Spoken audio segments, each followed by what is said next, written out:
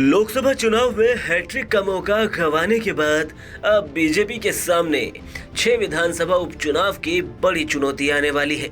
प्रदेश में आगामी दिनों में 6 विधानसभा सीटों पर उपचुनाव होने हैं, जिसके लिए बीजेपी अब नई रणनीति बना रही है।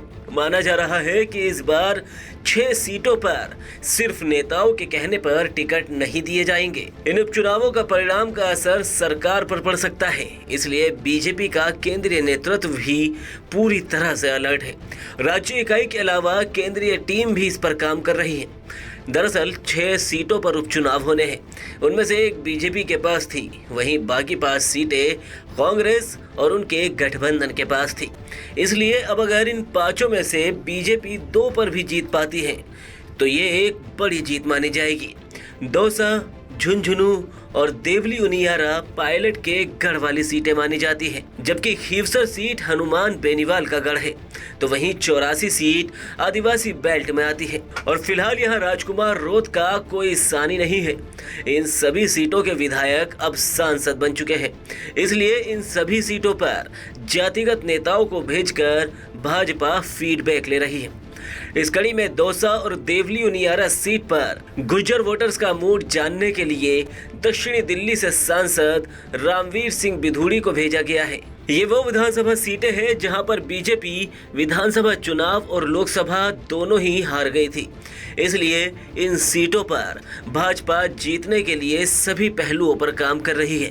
देवली उनियारा और दौसा सीट पर गुर्जर टिकट मांग रहे हैं, इसलिए देवली उनियारा के साथ साथ दौसा के गुर्जर का मिजाज भी पार्टी देखना चाह रही है। दोनों सीटों पर भाजपा के कई गुर्जर नेता अपना दम दिखा रहे हैं, लेकिन भाजपा यहां पर कोई बड़ा बदलाव नहीं चाह रही। दक्षिण दिल्ली से बीजेपी के सांसद रामवीर सिंह बिधूड़ी बीते सोमवार को राजस्थान आए, जहां उन्होंने देवली उनियारा और दौसा में मीटिंग के साथ ही गुर्जर नेताओं और कार्यकर्ताओं से फीडबैक भी लिया। कहा जा रहा है कि ये फीडबैक अब दिल्ली में आलाकमान को दिया जाएगा। आपको बता दें कि मौजूदा वक्त में ये दोनों ही सीटें पायलट के प्रभाव वाली मानी जाती हैं। दौसा में जहां मुरारीलाल मीणा तो वहीं देवली उनियारा से हरीश चंद्र मीणा विधायक थे।